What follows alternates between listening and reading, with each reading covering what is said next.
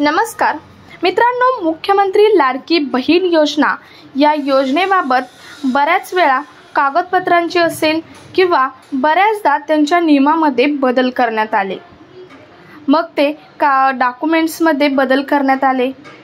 याआधी खूप सारे डॉक्युमेंट्स तुम्हाला सांगण्यात आले होते, परंतु मुख्यमंत्र्यांनी त्यातही बदल करून तुमच्याकडे जे कॉमनली डॉक्युमेंट्स असतात, राशन कार्ड असेल किंवा तुमचा जन्माचा दाखला असेल, यासारखे डॉक्युमेंट्स तुम्हाला अपलोड करण्यास सांगितले जेव्हा फॉर्म भरायचा आहे तेव्हा। त्यातही तुम्हाला सावधानतेची खूप गरज आहे, कारण तुम्ही जर काही चुका केल्या तर तुमचे कदाचित पैसेही येणार नाहीत किंवा तुमचे आर्थिक नुकसानही होऊ शकेल। तर या चुका कोणत्या आहेत ते आपण आजच्या व्हिडिओमधून पाहूयात। या चुका तुम्ही करू नये यासाठी शासनाने एक GR ही निर्गमित केला आहे। तो GR काय आहे तोही आपण पाहूयात। सो व्हिडिओ नक्की शेवटपर्यंत बघा आणि चॅनलवर अजूनही नवीन असाल तर नवनवीन अपडेटसाठी आपलं चॅनल आत्ताच सबस्क्राइब करायला मात्र विसरू नका। तर पहा, काही असे गव्हर्नमेंटने काढलेले योजना असतात की ज्यामध्ये खूप दलाल लोक असतात की जे दलाल लोक तुम्हाला फॉर्म भरून देतो किंवा तुमचे डॉक्युमेंट्स म्हणजेच कागदपत्रे तयार करून देतो, यासाठी तुम्ही मला इतके पैसे द्या मग मी तुम्हाला करून देतो असे म्हणणारे भरपूर सारे लोक असतात आणि त्यामध्ये आपण त्यांच्या जाळ्यामध्ये अडकतो।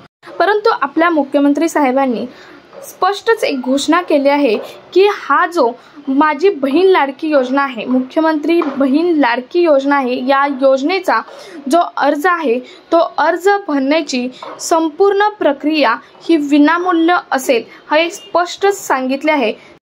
त्यामुळे तुम्हालाही जर कोणी असा दलाल मिळाला तर तुम्ही त्याच्या बळी पडू नका आणि कोणतेही आर्थिक व्यवहार त्याच्याशी करू नका। तर मुख्यमंत्री काय म्हणाले, तर मुख्यमंत्री माझी लाडकी बहीण योजनेसाठी आवश्यक प्रमाणपत्रे देणे, फॉर्म भरून घेणे यासह संपूर्ण प्रक्रियेत महिलांनी अडवणूक केल्यास म्हणजे महिलांची जर अडवणूक केली तर या प्रक्रियेत दिरंगाई केल्यास किंवा योजनेच्या लाभासाठी महिलांकडून पैशाची मागणी करीत असल्याचे निदर्शनास आल्यास अशा अधिकारी कर्मचाऱ्यांवर कठोर कारवाई करण्यात यावी अशा सक्त सूचना मुख्यमंत्री एकनाथ शिंदे यांनी दिल्या आहेत। त्याचबरोबर ही संपूर्ण प्रक्रिया पारदर्शीपणे आणि जलद गतीने होईल यासाठी जिल्हाधिकाऱ्यांनी लक्ष ठेवावे।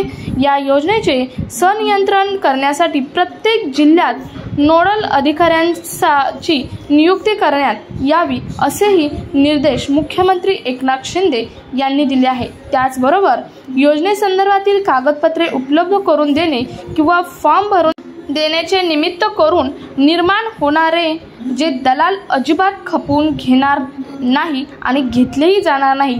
एखाद्या कार्यालयात असा प्रकार निदर्शनास आल्यास संबंधित कार्यालय प्रमुखावर तसेच दलालांवर कठोर कारवाई करण्यात येईल असेही मुख्यमंत्र्यांनी त्यावेळी सांगितले आहे। योजनेसाठी नावनोंदणी, अर्ज करणे आदी कामांसाठी होणारी गर्दी लक्षात घेऊन अर्ज करण्याची मुदत 31 ऑगस्ट 2024 पर्यंत वाढवण्यात आली आहे। योजनेच्या लाभासाठी पात्र महिलांना आवश्यक कागदपत्रे उपलब्ध करून देणे तसेच त्यानंतर योजनेचा फॉर्म भरणे इत्यादी प्रक्रियेसंदर्भात काल विधान भवनात मुख्यमंत्र्यांनी म्हणजेच एकनाथ शिंदे यांनी अध्यक्षतेखाली झालेल्या बैठकीत सविस्तर चर्चा करून योजनेची अंमलबजावणी ही पारदर्शकते आणि जलद गतीने घेतल्याची सूचनाही देण्यात आली। माता भगिनींनी आयुष्य बदलून टाकणाऱ्या अनेक योजना राज्य शासनाने आणल्या आहेत। मुख्यमंत्री माझी लाडकी बहीण योजनेचा शासन निर्णय लगेचच काढण्यात आला आहे। सो मैत्रिणींनो, तुम्ही अशाच दलालांना बळी पडून तुमचा आर्थिक व्यवहार न करता तुम्ही जबाबदारीने तुमचा फॉर्म भरा, त्यामुळे तुमचे कोणतेही आर्थिक नुकसान होणार नाही। सो जास्तीत जास्त महिलांपर्यंत हा व्हिडिओ शेअर करा म्हणजे त्यांनाही या सावधानतेची सतर्क बाब नक्की माहिती होईल।